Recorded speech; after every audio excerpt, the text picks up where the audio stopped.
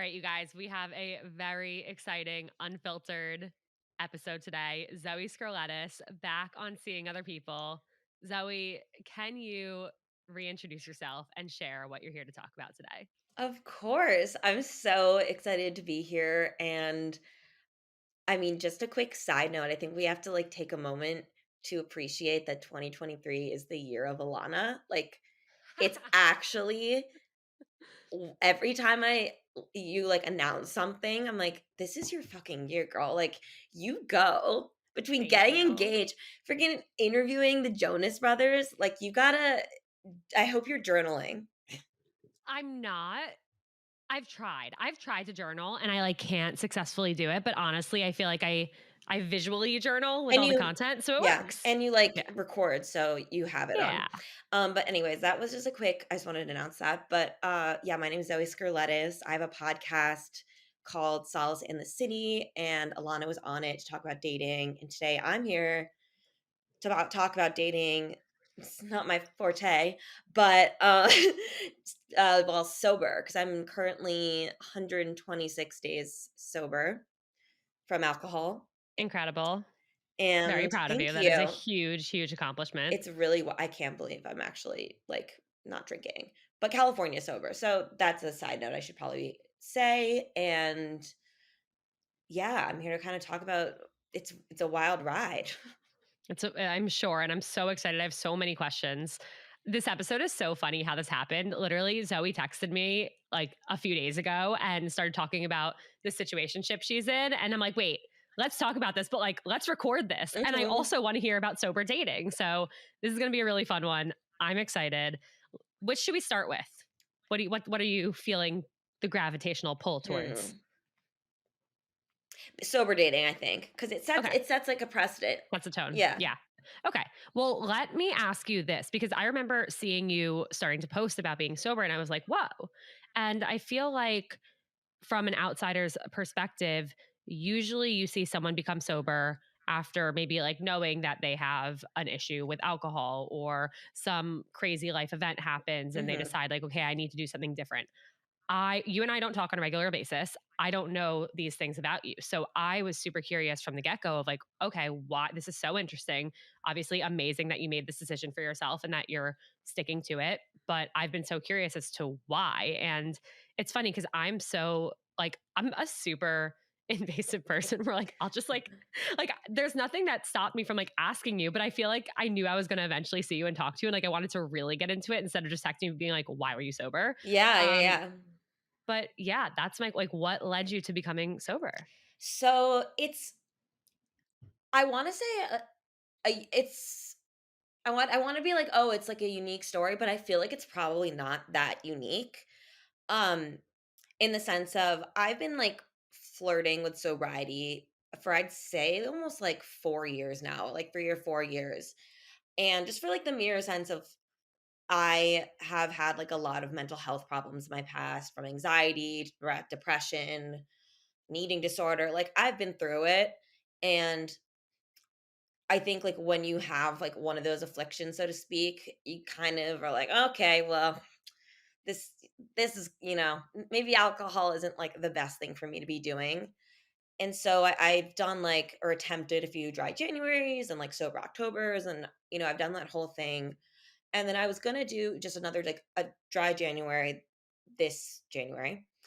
And on New Year's Eve, I got so drunk. In hindsight, it's kind of a funny story. So I'm kind of I feel like my family is recovered so that I can share this.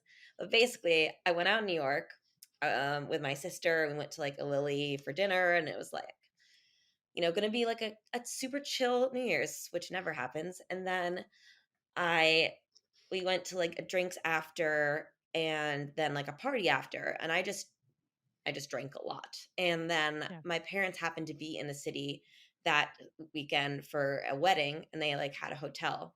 So I guess at some point in the night I blacked out. I don't really remember. All I remember is then like whatever blacking in, I don't know, and being carried into my parents' hotel room by a bellman and my dad. Oh my god.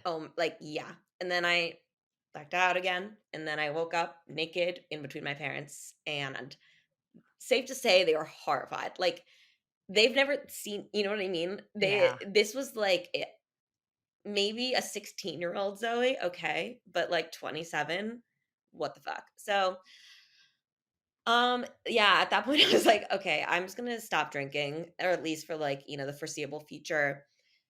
And then I started interviewing people. I like kind of just like a light went off of, oh wow, this could be really helpful to use my podcast as a way to learn more about sobriety and like why other people stop drinking. And that was huge because then I started reading books and like interviewing people and just learning more about like the culture around drinking that like the big alcohol companies create and kind of how that affects our drinking culture and like habits.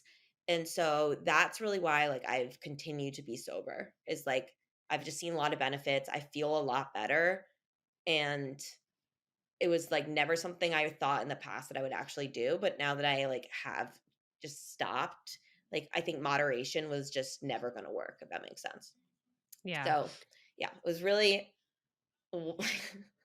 rock bottom for sure, or close to it. But I think there's just like a misconception around like alcohol addiction and all of that I've learned a lot about. And I don't think like I don't know if like addiction is the right word to use or alcoholism. I think it's just like I wasn't my best self when I was drinking, and I'm also working to become a therapist. So like I want to be my best self, and I feel like I can't authentically do that if I'm hungover or you know drinking too much and regretting it and feeling Right. crappy.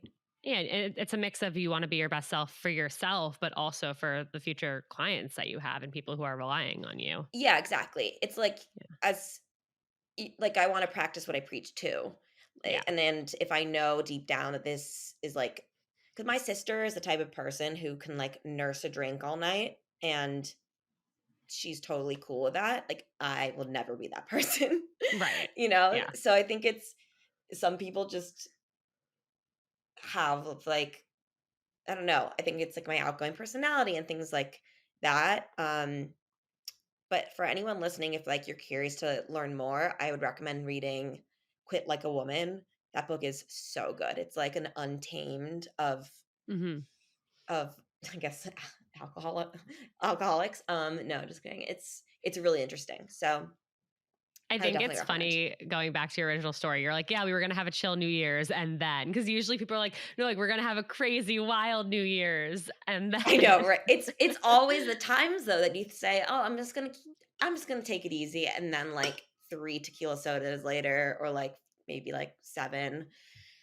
It's Yeah. yeah, at least for me.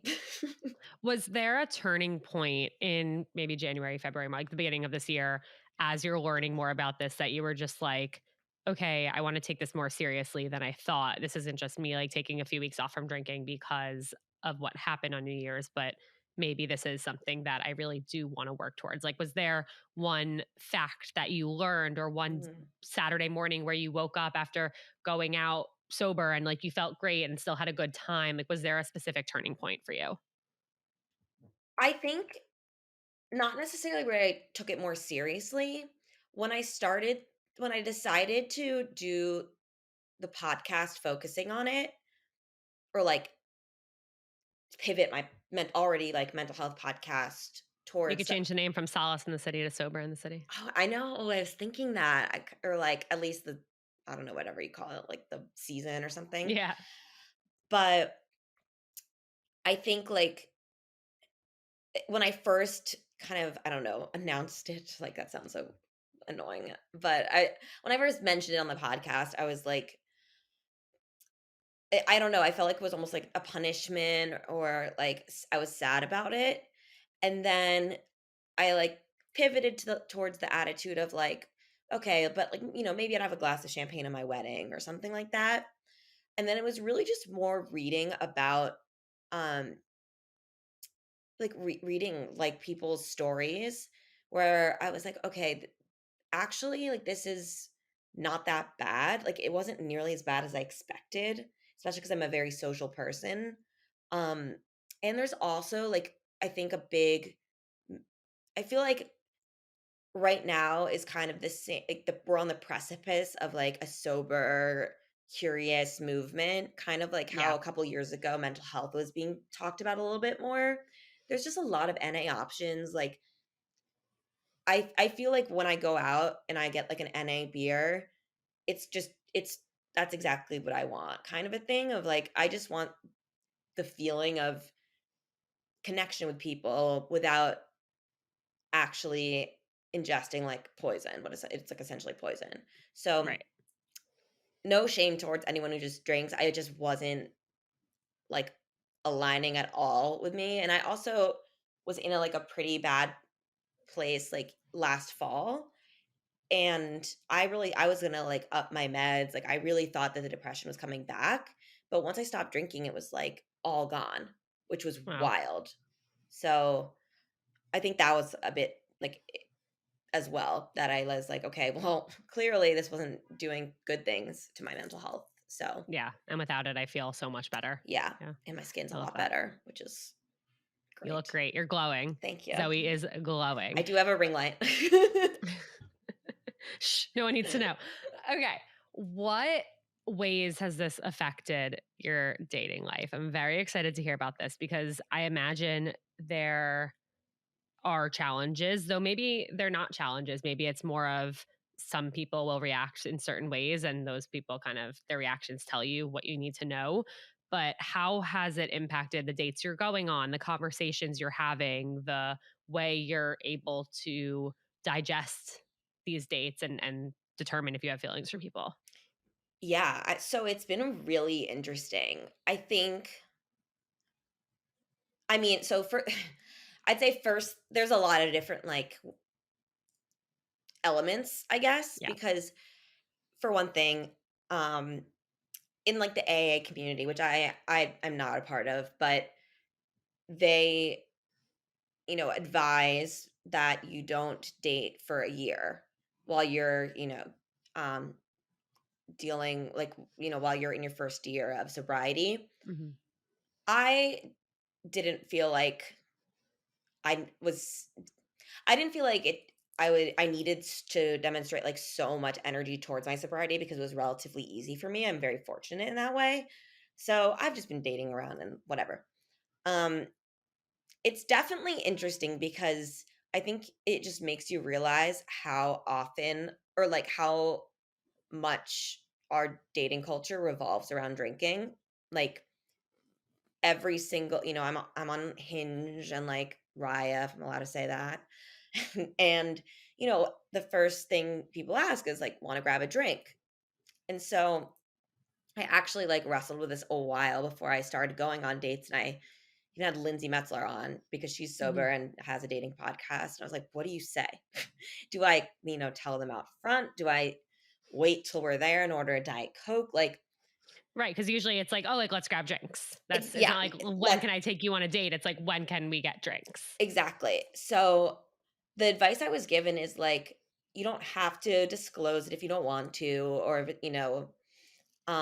but usually what I will say now is, like, sure, like, for example, I went on a date with someone yesterday, and the first thing he said was like, "Okay, I got a reservation for this place at this time, um, for drinks."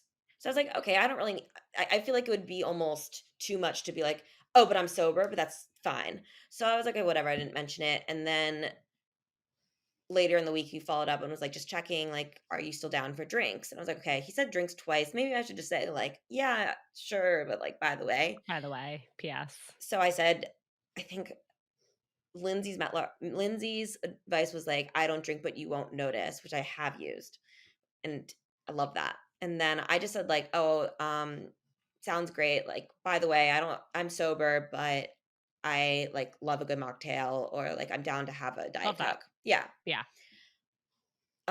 Granted, that guy was very confused and was like, I mean, I don't know. I think there's a balance. Like, he asked, "Is it okay if I still drink?" And so, like, that's a fair question. Like, of I course. think it's really respectful that he asked that, Yeah, actually. because, like, he doesn't know why I'm sober, or, Right. like, what triggers me. Um, but then on the date, he kept being like, "So you don't even drink wine?" And I was like, "Sir, no, I don't drink wine." Or he was like, he had a drink. He's like, "This is so good. Like, you should really try some." And I was like, Oh god. I don't even know how to respond to that, but that was a just Well, not great that's in tough general. because in your circumstance, this was like it wasn't necessarily that like you were an alcoholic or had this insane drinking problem. You Yeah, chose to do this for your lifestyle. But if he were on a date with somebody who was in that position, like this, that would be really insensitive and like problematic for that other person. So yeah, that's where it gets tough for everybody involved, where it's like, what are the questions you should and shouldn't ask? Like, should you say one thing and then like move on from it? Like, I think kind of figuring that out is really tricky, but obviously you want to feel like respected. yeah. I do think there is, like, if any guys are listening and, they're or honestly, or girls listening, Anyone, they're if anyone, yeah. anyone listening who's going on a date with a sober person, I think, like, this because this is an example of, like, how someone responded, which I really respected and was like, "This is a great sign." And this was, like, probably my first sober date. Um, and it was a guy who I'm still kinda seeing, and he texted, like, "Hey, do you want to, like, grab" I forget what it was, but basically there was, like, a bar in East Austin where I live, and he proposed, like, starting there just the night, and so similar situation of, like, "Let's grab drinks." I was like, "Okay, yeah, sure, blah, blah, blah." But then he followed up, he was like, "Yeah, I think we could, like, start at Whistler's, to the bar, and then hop around on the east side to hop around to different bars on the east side." So I was like, "Okay, that's I probably should mention that I don't drink if we're gonna be hopping around bars." Right. Like this is a marathon. Yeah, I was like, "Oh," and then I said the Lindsay line, which was kind of probably could have done better because I was like, "Oh, I don't drink, but you won't notice." Like, yes, you'll notice. You will You'll notice 100 on a notice bar crawl. on a bar crawl when I'm literally like, "Water, water, Topo Chico, Yeah. water." And and then he was like, "Oh, that's so refreshing. Like, sorry, I literally proposed a date of just drinking." Um, and I was like, "No, it's fine." And then we just ended up actually going to the first bar and just Hanging there. talking. I love Yeah, that. and then going to, like, another bar, and then I ordered a mocktail. So it was, like, Yeah. very chill, and, like, he brought it up and, like, asked, and I'm really comfortable sharing, and I think a lot of sober people are. I mean, I don't know, maybe I'm speaking for the community too much, but, like, I'm really comfortable sharing, and so I think, like, yeah, asking maybe, like, "What would you prefer?" Or, because someone might be like, "Oh, let's grab coffee instead." Maybe, like, they don't like to go to bars. I don't mind. It really depends on the person, but I think just, like, as less of a deal you can make it is the way to Yeah. go. Because it's like, I don't know, it's not awkward until you say it's awkward kind of a thing. Yeah, it doesn't have to be a loaded question or loaded topic unless you make it that. And I think for another example of like what someone could do in that situation where it's like, oh, like let's go to this bar and that bar and that bar and like do a bar crawl. One of my favorite dates that I went on was actually a burger crawl. And so we went to Oh, three different that's burger so places and fun. like split a burger and fries at each and got to like have all these different experiences. But it was about like, okay, which burger is best? Like, let's rank the burger and fries at each. And so, like, yes, we drank during it, but it wasn't about the drinking. It was about like, okay, here's this like us doing this activity that's about food and not necessarily alcohol.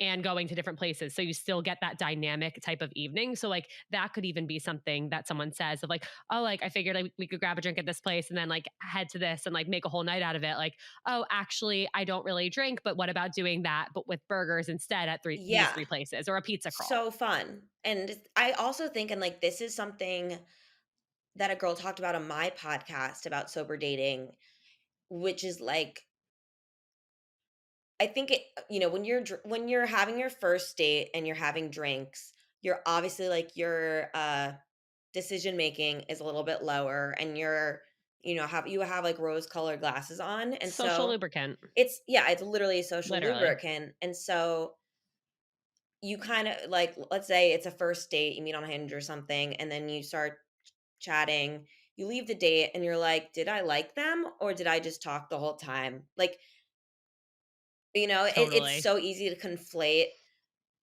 conversation with connection, Mhm. and you have to ask yourself, like, when you're going in cold sober, quickly, like, and if it's not drinks, you're doing an activity, you also get to know the person better. Like, my second couple of dates with that first guy, or the second guy who did the bar crawling, quote unquote, were like top golf and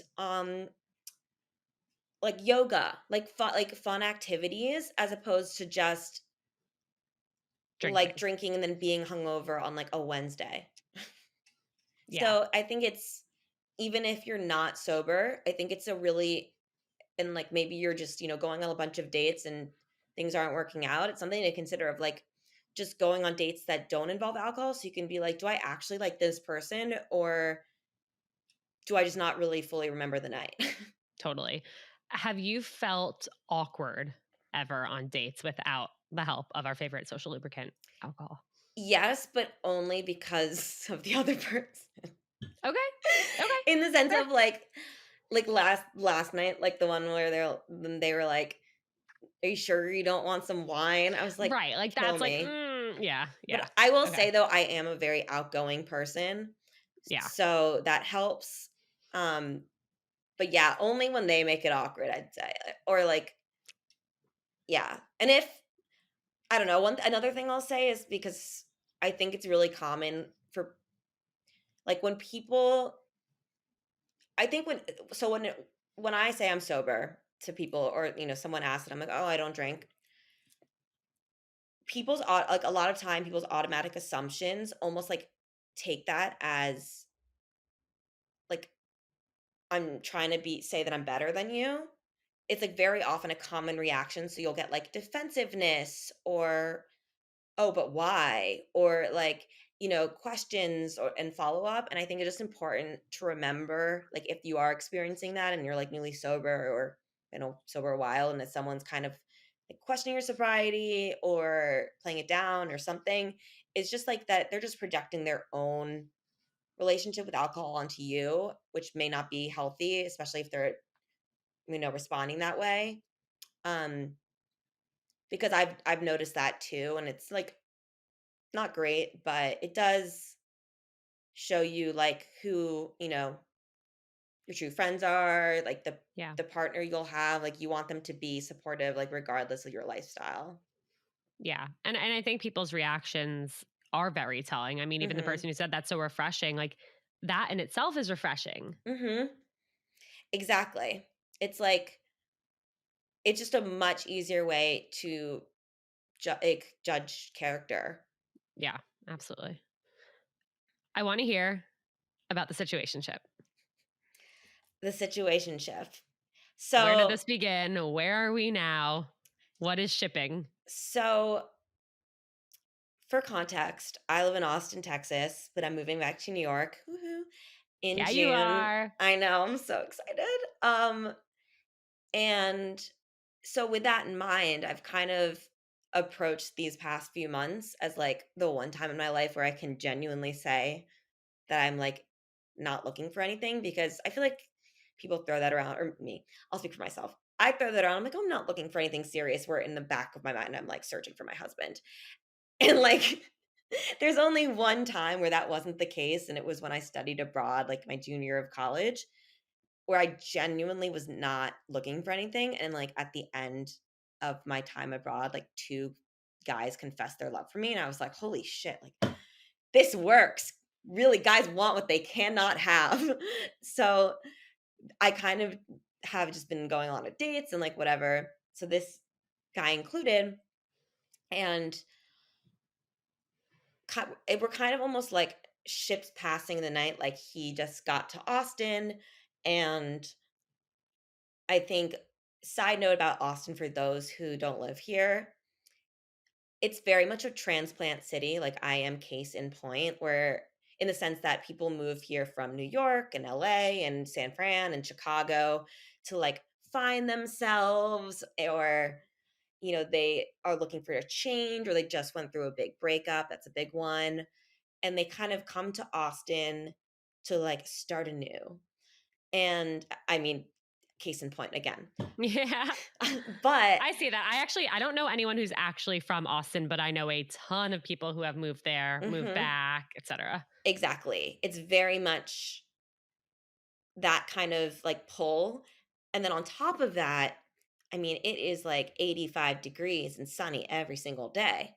So, you can go outside and, like, no one works, like, everyone works in tech sales, so, minimal hours. So, it's very much like, they call it Neverland for a reason. And so, after a while, everyone, mostly men, heterosexual men in my opinion, um, kinda gets, like, the Peter Pan syndrome bug, and then will be 31 and be like, "I'm not looking for anything serious." And it's like, "Okay." So, that's kind of I'd say, overall vibe of most single men in Austin, um, including including the situationship, but, I mean, for different reasons. But I think, in my opinion, when people say they're not looking for anything serious, they mean, like, if the right person came along, they they would be looking for like, you know what I mean? Well, that's exactly where we get ourselves into trouble Mhm. because you would justify that all the time. Like I would use that exact excuse of like, oh well, this person said they're not looking for anything serious, but they don't know that until they meet me and have enough time spent with me that they realize like they do want something serious with me. Even if we're 4, 5, 6 dates in and they're like, I really like you. I'm not looking to commit. I'm like, well, yeah, that makes sense. You don't know me well enough to want to commit to me yet. Yep. Okay, there's, in my No, opinion, no, no, no, no. 2 types of guys. There's that guy who's not looking for anything serious, not looking for anything serious, focusing on himself, which, side note, what does that mean? Are you in therapy? Like, are Right. you starting a business? Are you preparing for a marathon? Okay, fair. But, like, just like, where are the receipts? I wanna see how, your therapy appointment bills. And but whatever. But there's that guy, and that guy is the one who is not looking for anything serious until he's seriously attracted to someone, in which case, It's like the person who changes them. yep, if he Yep. wants to, he will. Then there's the other guy who just fucks around for a while, and then it's like the Samantha cab light theory of then he's not looking for anything serious, then his light goes on, and then Decides he is, and then the he next decides person next is person the he one. dates is the one. Mhm. Yeah. And I think there's no happy medium, at least very little, and that's, like, the frustrating part, because, like, to your point, it makes sense to say, I don't know what I'm looking for. You might be it, but we just met. Let's You don't know till explore you find it. things. Yeah. Yeah. So, yeah, in your head, you're like, oh, you're not looking for anything serious, but, you know, time will tell. Like, maybe things will. No. He, if he likes you, you'll know. Yeah. And I, I do it's there is hard. I wanna just call out there is definitely another group of people and I Yeah. know some of Yeah. them are listening right now who like actively are looking for something serious and want to find their person just as bad as we do and all that. Just shout out to you guys listening. We love you. We wish there were more of you. Yeah. How did things start with this guy? I followed him on Instagram because I, like, thought he was cute, and then he DM'd me, and A modern yeah, love story. right? So cute. Hey, I was like, "It's not an app." But yeah, and, like, we had mutual friends. And where are you at now? Like, let me ask you this. Are you in this situationship because you're leaving? Are you in this situationship because he doesn't know what he's looking for? Is it a mix of both? Like, what has been the biggest point of contention? And do you actually like him and like want it to not be a situationship? Good question. So I think it's, to your point, a little bit of both.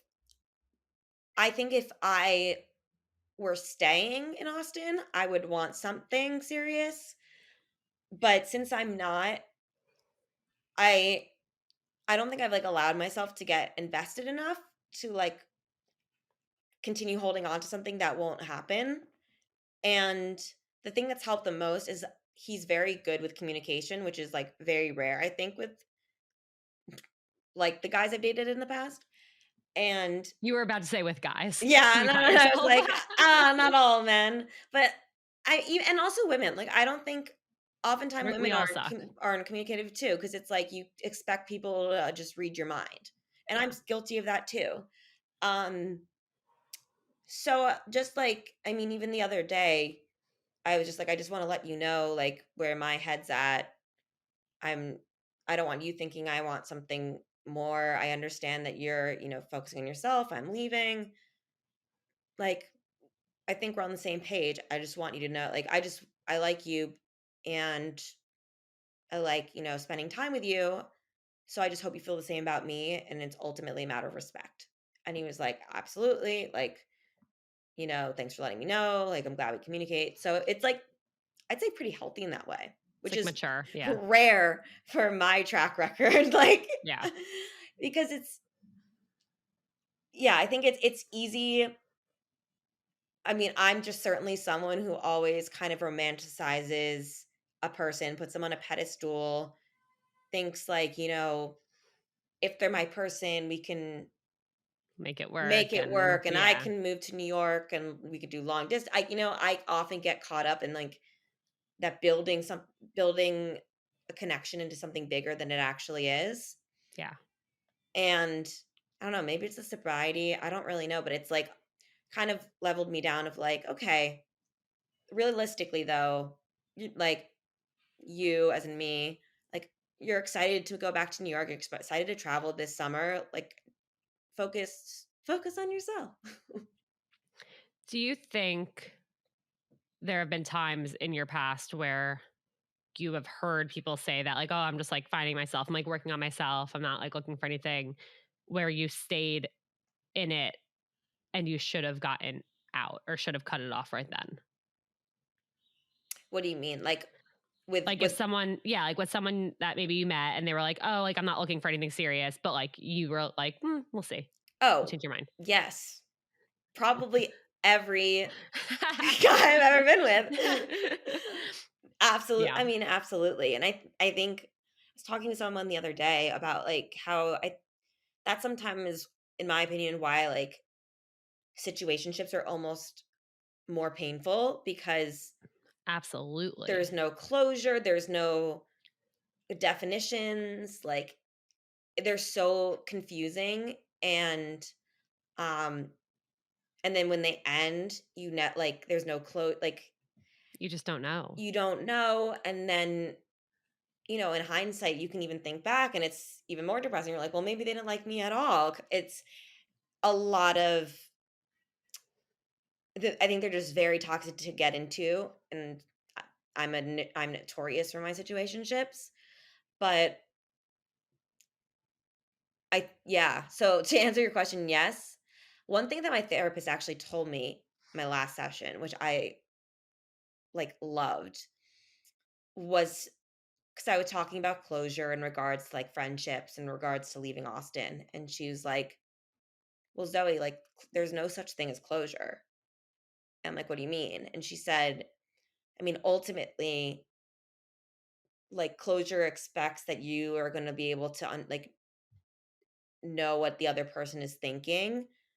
And, like, even if you have a conversation with that person, it opens up a, like, a new door. And so you're never actually going to get closure with someone, like, in cases of people passing away, like, you don't get closure with them, um in relationships. So ultimately you have to just have closure with yourself in the sense of coming to terms with whatever it is, whether it's like a friendship fallout or a breakup or a fight or whatever, of just acceptance, because closure is just something that we, like, want to have to move on, but you won't move on unless you accept what happened. So, Yeah. I was like, I It's crazy, and it's such a wild concept because it is something that's seemingly so difficult to achieve because to that exact point, it's like, well, there's always another why or what if or like what if this happened instead or why can't we do that. And I think anytime, even like if you move to another place, you're looking for closure within your current city, like, oh, I have to make sure I go back to all the places, I have to make sure I do all of these things and mhm. check all this off the list, because what if,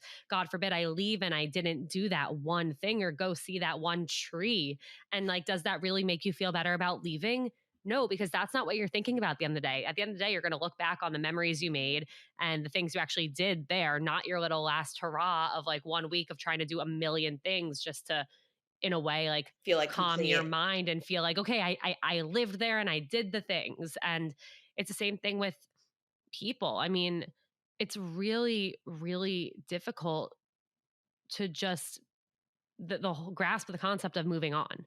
Mhm. And there will always be questions that are unanswered. There will always be a million what ifs. There will always be things that you don't know and don't understand. And even if you were to sit down with somebody and ask them the 25 questions that you have no idea if their response is actually truthful and if Yeah, they're meaning what they say, if they're saying what they mean. And so it really is a matter of like, okay, you did your best. You made mistakes along the way because we all do.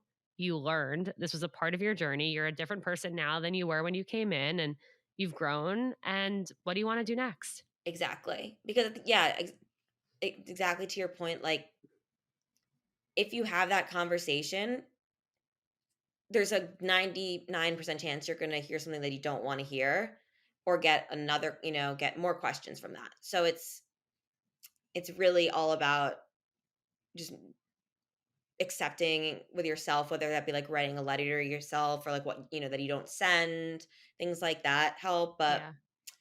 that was something I think I don't even know how I got to that point, but shout out to my therapist. What are you going to do differently when you start dating in New York? Oh gosh, I don't know if I'm ready for dating in New York.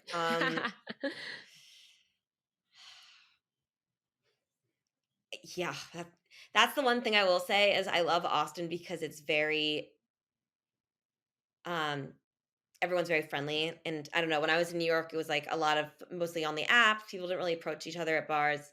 I will say I think I'm gonna capitalize on the fact that I'm gonna be in grad school Yeah. because I miss that environment of, like, walking around and, like, new faces, and it's an easy conversation topic. I will say, there is not a lot of straight men in my program, so I might, like, but but accidentally go to the business anyone school library. listen, anyone you meet knows people and they know people. Exactly, and I think also just I kind of some honestly goes full circle, like, the year of Alana, like, I feel like you've been just putting out such good energy for so long, and then, you get engaged and, like, you're feeling so great and, like, good things keep coming, and I hate to be like, abundance and blah, blah, blah, but it is, if you're putting out good energy and you're feeling good about yourself and you're, like, just like and you have love for yourself and those around you, I truly believe that it attracts good things into your Yeah. life. And I think that's why I mean, personally, these past 4 months have been some of the best months in my like life, which I do think is, because I'm sober and then I'm feeling better about myself and then I'm being nicer and I'm happier. And I think that's what's brought in a lot of these good things. And so I think just next year and while I'm in New York, I want to keep that up. Like, I don't wanna lose that sense of, like, gratitude and excitement because it's done well for me so far, so I love that. And at the off chance that you have this abundance mindset and you're putting out good things and good things are coming to you, but you meet somebody who says they're not looking for something serious or they're focusing on themselves, working on themselves, finding themselves, what does current Zoe want future Zoe oh, to say? no. Or how do you want you to react? Hmm. Depends no, I think be like, "That's cool, bye. I don't thank you, next." I'm like, "Depends the person." Yeah, I'd say I mean, if you're trying to find yourself in New York, like, you're gonna Go to be like going where are you finding yourself on the D train? Like, yeah, literally, like, you're gonna be at it a while, so, kindly pass. One mindset I wanna get okay, this mindset, I wanna, like, name it or something because I've been telling all of my friends to just embrace the mindset of, like, pretend you're me. Pretend that you only have a month and a half left in Austin, even though you're actually here for the rest of your life or yeah, whatever. Just embrace that mentality of, like, or especially, to anyone who, like, gets too much in their heads about relationships like or it's not that dating. serious. It's not that serious, and people also I think a lot of people can sense, like, when people really want something, Yes. and so when you're which, I mean, probably why I've been single for so long. It's because I always put that energy out, but now I've been, like, truly thinking about prioritizing my friendships and my time with Winky, my dog, and, like, in Austin, and I don't think it's coincidence that I've been going on more dates anyway. Like Yeah. it's and but not in a game way, in like a just truly just like embracing every moment and summer's coming up. Like realistically, you're going to be busy. Most likely, you're going to be traveling, going to the Hamptons maybe going to the Jersey Shore. Like you got things to do. So look at that as that's your Super Bowl or like moving to a new city. Yeah. No, I love that. That's great. And I'm so excited to have you here. Oh my God, I I can't know, wait. so excited to be I back. can't wait. Barkley and Winky will have to have play dates I finally. know, maybe they can date. I would love that. Barky, do you want to meet Winky? Do you want It's to date like Winky? the new show Jewish matchmaking, but with Yeah, dogs. dog matchmaking. Um, okay. I'm giving you your choice of a closing question here because you probably answered this the last time you were here, but maybe it's changed. So, player's choice. Best piece of dating or relationship advice you've received, or best piece of advice from your therapist? But I was talking to my therapist about like how I always fall back with into things with people from my past, whether it's from high school, my hometown, sometimes college. And then later I was talking about going on dates and how I don't like first dates because like I find them to not be like deep enough or I want to get to like the deeper parts. I want to talk about things that are more than surface level. And so I kind of end up jumping into things and then they're like, "Whoa," and things don't work out. And my therapist said, "Do you think that you jump into things because you miss the feelings of connection that you have with those people that you keep going back to from high school and you're growing up?" And I was like, "Yes, absolutely." So I don't know how if that's advice, but I guess like when to switch it into advice, if you're someone who jumps into things, maybe knowing that it's connected probably to something else and exploring that. And this is not from my therapist, but it's from who is it from? Gwyneth Paltrow. There is a one letter difference between partner and parent. Do not Whoa. do not look for do not try to fix a relationship with whether your parent or anyone else in your life with your partner. Damn. I yeah, that was on an episode of Call Our Daddy. That's crazy. Oh, Gwyneth I Paltrow need did to not listen to talk that episode. with Gwyneth Paltrow, and I was Wow. like, "Gosh, Shit. damn it, Love it. I totally do that." Amazing. Zoe, thank you again for coming back. Anytime. Where can everybody find you? And if people have questions about sober dating, can they hit you up? Absolutely. My Instagram handle is Zoe Scur, ZoeScur, and my podcast is Solace in the City, and so Solace and the City, and that's the Amazing. Instagram handle too. We'll link it all in the show notes. Yay. So excited for you to move here. We will be hanging out and recording so much more. Oh my gosh, I'm so Um, excited. You guys, thank you so much for tuning in. Don't forget to leave a 5-star rating and review and follow Zoe and her podcast. And love you all. I will see you guys next time.